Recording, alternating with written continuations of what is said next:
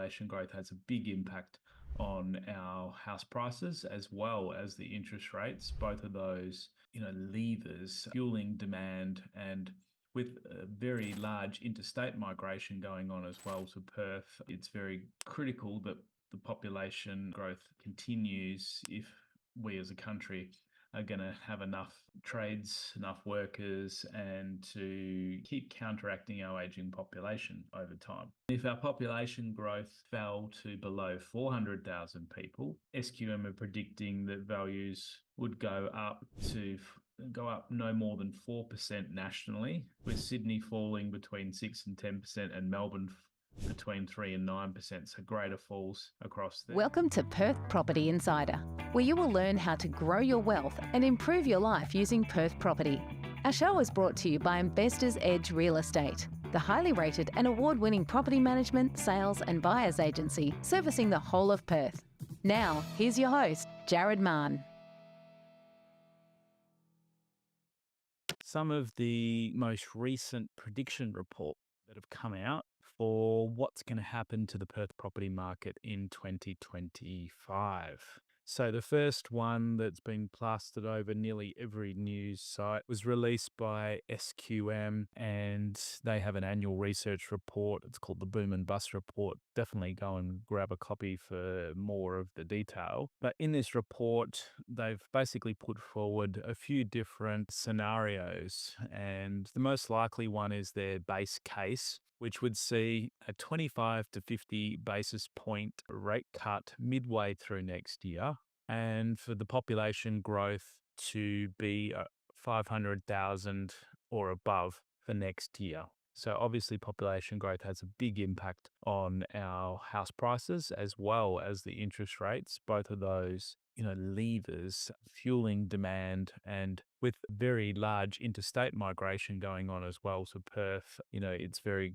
critical that the population growth sort of continues if we as a country are going to have enough, trades, enough workers, and to keep counteracting our aging population over time. So nationally, in this base scenario, SQM is predicting a 1 to 4% rise in national property values. Now, we never really look at national property values because there's always markets within markets, isn't there? And that's also providing that there's no new inflationary outbreak events. So under this base case scenario, Perth was predicted to lead the country with a growth of 14 to 19%, while Brisbane was predicted to do 9% to 14%, Adelaide 8 to 13%. So top three performers that are already growing well, expected to continue. And if we've had around 23% over the last year, our rate of growth is expected to decrease a bit. And I think that's about right, because I am seeing things starting to slow down a little bit more stock on market, taking a little bit longer to sell. Some of that affordability is biting especially in the lower end for people. So I think the rate cut is really going to be, what everyone's hanging out for. If it doesn't come until mid next year, once that does come, it's going to refuel things. And so I think we're likely to end up with lower overall growth than this 14 to 19% base case if the rate cut doesn't come until the end of next year. Let's read on to see what some of the other predictions were here. So Sydney and Melbourne would both see a downturn, with prices going backwards by as much as 5% was predicted. Now, all of this could actually change if there's a rate cut in the March quarter, and a number of economists are still forecasting that. Should the RBA pull the trigger in February when they next meet, SQM is predicting that there'll be a 10% rise at the national level rather than that 1 to 4% rise at the national level. And Perth under that scenario would be predicted to do 15 to 20% next year, followed by Brisbane with 11 to 15% and Adelaide with 10 to 14%. So I think that it's more likely to be longer for this rate cut to happen, but wait and see. And if we do get it sooner, this prediction from SQM is expecting the growth to be higher across next year, which I'd tend to support as well. Now, they are sort of resting here the futures of Sydney and Melbourne very much on the rate cut because people are hurting a lot there. House prices are higher, interest rates are biting them harder, and they're expecting that there could be growth of up to 7% in Sydney and 6% in Melbourne if we did get this rate cut in the March quarter, rather than negative 5%, quite a turnaround then to 7% and 6%. They'll be crying out for that to happen, you would think. Now, when we look at what else could happen, they did also present the case if no rate cut happened across next year, which I mentioned as a possibility, and if our population growth fell to below 400,000 people, SQM are predicting that values would go up no more than 4% nationally, with Sydney falling between 6 and 10% and Melbourne between 3 and 9%. So greater falls across there. Oh, sorry, they were predicting nationally a fall of 4%. Beg your pardon. Did seem a little wrong when I was reading that. And they're predicting then Perth's to have more modest growth with 7 to 11%. And that feels, about right to me. I'm thinking about 10% growth if we didn't have a rate cut across next year at the way that we're sort of starting to slow down a bit now. We're still hot, but just not boiling.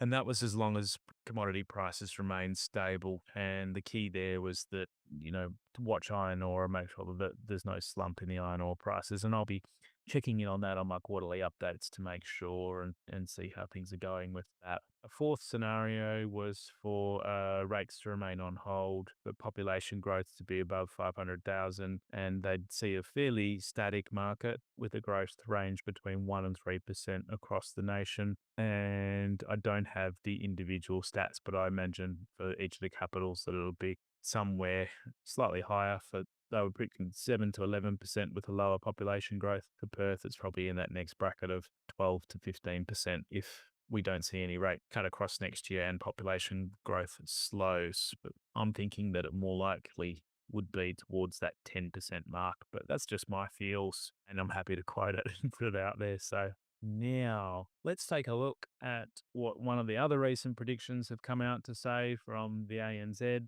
I always take these predictions, not just ANZ, but all of them with a grain of salt. Why they're useful, I think, to look at is that if other investors are looking at it, if home buyers are looking at it, they have an effect on the sentiment that is out there. And especially in the case of Perth, if everyone's reading that Perth's going to be the standout performer again, it really goes a long way to creating a self-fulfilling prophecy because investors continue to pile in there.